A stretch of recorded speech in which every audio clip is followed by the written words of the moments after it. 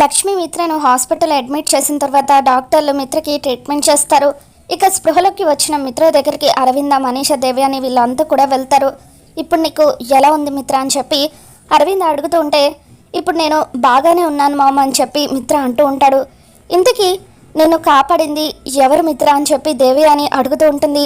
అప్పుడు మిత్ర లక్ష్మి అంటూ, మిత్ర లక్ష్మి పెద్ద బండరాయితో కారు అద్దాన్ని పగలగొట్టి తనని కాపాడిన విషయాన్ని గుర్తు చేసుకుంటాడు.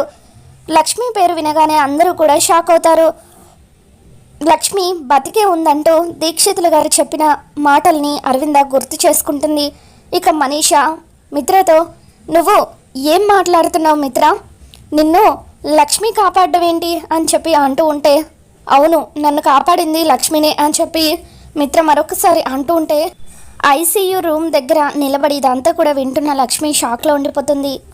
మరి ఈ వీడియో కనుక మీకు నచ్చినట్లయితే తప్పకుండా లైక్ చేయండి.